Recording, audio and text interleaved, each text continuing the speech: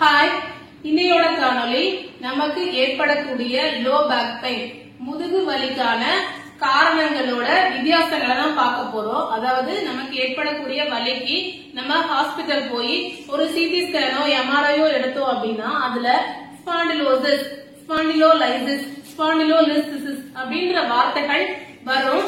அந்த வார்த்தைகளுக்கான வேறுபாட்டை தெரிஞ்சுக்கிறதுக்கு தான் இந்த காணொளி.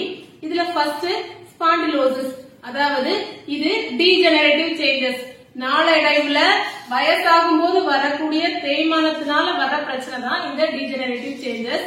இதுல முதுகு தண்டுவடத்துல நடுவுல இருக்க கார்டிலேஜ் தேய்மானம் ஏற்பட்டு அது உராய ஆரம்பிக்கும். உராய ஆரம்பிக்கும் போது அதுல ஒரு லோக்கலைஸ்டு பெயின், அந்த இடத்துல மட்டும் ஒரு வலி தெரிய ஆரம்பிக்கும். இந்த வலி நம்ம நடக்கும் போதும் நிக்கும் போதும் அதிகமாகி அதுக்கப்புறம் நாளடைவுல தான் அது கால்களுக்கெல்லாம் போய் நமக்கு வலி தெரிய ஆரம்பிக்கும். இந்த வலி நம்ம உட்கார்ந்தாலோ அல்லது படுத்தாலோ வலி குறைஞ்சிரும்.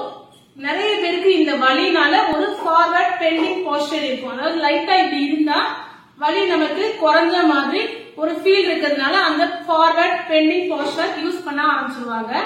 இந்த வலிக்கான தீர்வு நம்ம முறையான ஸ்ட்ரெச்சிங்கும் ஸ்ட்ரென்தனிங் எக்ஸசைஸும், முதுகு தண்டுவட முதுகு தசைகளை ஸ்ட்ரெச்சிங் அண்ட் ஸ்ட்ரென்தனிங் எக்ஸசைஸ் பண்ணிட்டோம் அப்படின்னா இந்த ஸ்பாண்டிலோசிஸோட பிரச்சனைகள் தீர்வுக்கு வந்துடும்.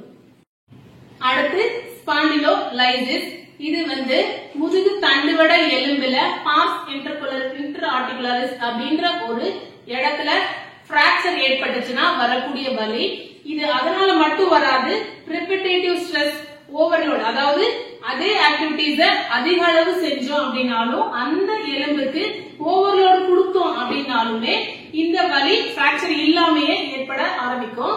இது டீனேஜர்ஸ், அதாவது நல்லா விளையாடுறவங்க, அத்லெட்ஸ், ஸ்போர்ட்ஸ் பர்சனுக்கு வரும். அதே மாதிரி தெரியாத திடீரென ஏற்படுற ட்விஸ்டிங்னால, ஜம்பிங் ஆக்டிவிட்டிஸ் அப்படி இருக்கும்போது இந்த வலி ஏற்படும். இந்த வலி பெண்டிங் பேக்வர்ட், அதாவது பின்னால நம்ம சாஞ்சோம் அப்படின்னா வலி கூடும். இதுக்கு முறையா 4 to 8 வீக்ஸ் ரெஸ்ட் கொடுக்கணும். அந்த எந்த ஆக்டிவிட்டி நமக்கு வலி ஏற்படுத்துதோ அந்த ஆக்டிவிட்டியை முழுமையா ஸ்டாப் பண்ணிடணும். டாக்டரோட பரிந்துரைப்படி மெடிகேஷன் எடுத்துக்கணும். அடுத்து ஸ்பாண்டிலோலிஸ்டிசிஸ், அதாவது இது ஸ்லிப்பேஜ் ஆஃப் வெர்டெப்ரா, அதாவது முதுகு தண்டுவட ஒரு வரிசையில அடுக்கப்பட்டிருக்கும். இந்த ஸ்பாண்டிலோலிஸ்டிசிஸ்ல அந்த மேல இருக்கிற ஒரு எலும்பு கீழ் நோக்கி மெதுவா வழுக்கி வந்துடும். மெதுவா வழுக்கி வந்துருச்சுன்னா உள்ள இருக்க ஸ்பைனல் காலத்தை அமுக்க ஆரம்பிக்கும்.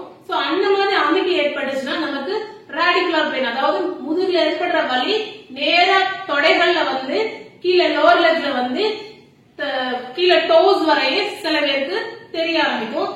இந்த வலி ஏற்பட்டுச்சு அப்படின்னா டாக்டரோட பரிந்துரைப்படி மெடிகேஷன் எடுத்துக்கணும். ரொம்ப அதிகமா இருக்குது அப்படின்னா தான் சர்ஜிக்கல் ட்ரீட்மெண்ட்லாம் போவாங்க.